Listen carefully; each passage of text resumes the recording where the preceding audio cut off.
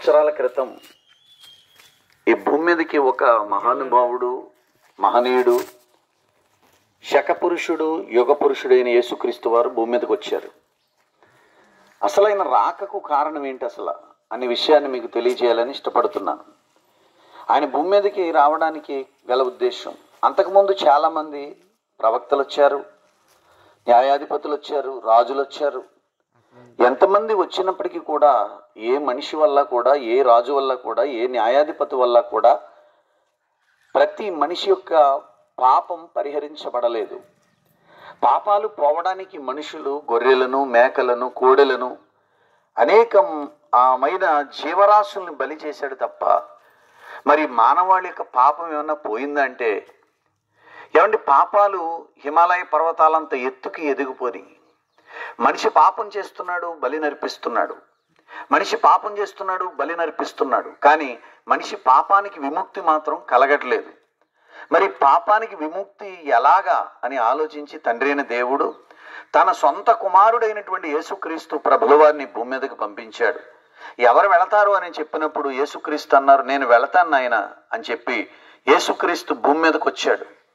మరి భూమి మీదకి వచ్చినప్పుడు ఆయన 33.5 సంవత్సరాల జీవిత కాలంలో ఆయన ఈ ప్రజలకు మరి రక్షణను గూర్చినటువంటి, తండ్రిని గూర్చినటువంటి వార్తను మరి ప్రజలకు తెలియచేశాడు. ఆ రక్షణ ఎలా ఉంటుందో తెలియచెప్పాడు ఈ సమాజానికి. రక్షింపబడితే మోక్షం దొరుకుతుంది, రక్షణ లేకపోతే నిత్య నరకానికి వెళ్ళిపోతారు అని చెప్పాడు. అంతేకాదు యేసుక్రీస్తు రాకకు ముఖ్య కారణం ఏంటంటే, ఆయన వచ్చి తానే బలిగా మారిపోయాడు. ఇది ముఖ్య కారణం. ఆయన భూమి మీదకి వచ్చి తానే బలిగా మారిపోయాడు. అంటే తానే బలి పశువుగా మార్చబడ్డాడు.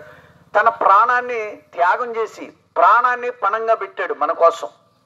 ఈ భూమి మీద ఉన్న మానవాళి కోసం ఆయన ప్రాణాన్ని పెట్టాడంటే, ఎవరైనా మన కోసం ప్రాణాన్ని పెట్టారా?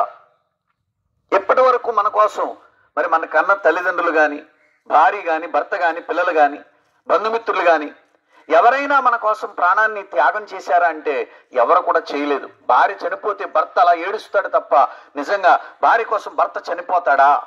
చనిపోడండి. పిల్లలు చనిపోతే తల్లిదండ్రులు ఏడుస్తారు, అంతేగాని పిల్లల కోసం తల్లిదండ్రులు చనిపోరు. ఎక్కడ కూడా లేదు ఈ భూప్రపంచంలో. కానీ సర్వ మానవాళికి పాపం పరిహారార్థమై యేసుక్రీస్తు ప్రభుల వారు ఆయన చనిపోయాడు. ఆయన మరణం ఎంత భయంకరంగా ఉందో మనకందరికీ తెలుసు. వాక్యంలో మనం చూసినట్లయితే 66 పుస్తకాలతో కూడిన బైబిల్లో ఆయన మరణం ఎంత భయంకరంగా ఉందో. ముళ్ళ కిరీటాన్ని పెట్టారు, కొరడాలతో కొట్టారు, ఏమండి భయంకరంగా భారభరితమైన సిలువను మోయించారు కొన్ని మైలు దూరం. ఎంత భారాన్ని ఎవరి కోసం భరించాడు యేసుక్రీస్తు అంటే, నశించి నరకానికి వెళ్ళిపోవటానికి సిద్ధంగా ఉన్న ఈ సర్వ ప్రపంచంలో ఉన్నటువంటి మానవాళి కోసం యేసుక్రీస్తు వారు తన రక్తాన్ని ధారపోశాడు. తుదకు శిలువపై మరణించి తుది శ్వాస విడిచి తన ఆత్మను తండ్రికి అప్పగించాడు. ఎంతగా ఆయన చనిపోవడానికి, ఆ చనిపోవడం వల్ల మనకి ఏంటంటే ఉపయోగం అంటే, యేసుక్రీస్తు రక్తము ద్వారా మనిషికి మోక్షం కలిగింది. దేవునికి స్తోత్రం కలుగునుగాక. ఆయన చనిపోతేనే తప్ప మరి మనకు మోక్షం లేదు అనేటువంటి మాటలు బైబిల్ గ్రంథంలో రాయబడి ఉన్నాయి.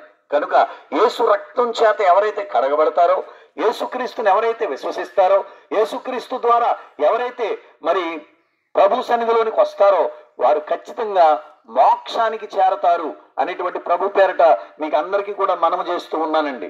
దేవుని యొక్క వాక్యంలో రాయబడి ఉంది, నేనే మార్గమును, సత్యమును, జీవమును, నా ద్వారా తప్ప ఎవరు కూడా మోక్షానికి రాలేరు అని చెప్పాడు. కనుక నువ్వు మోక్షానికి వెళ్ళాలంటే, స్వర్గానికి వెళ్ళాలంటే, పరలోకానికి వెళ్ళాలంటే ఒకే ఒక మార్గం ఉంది, అది యేసుక్రీస్తు ప్రభుల వారు.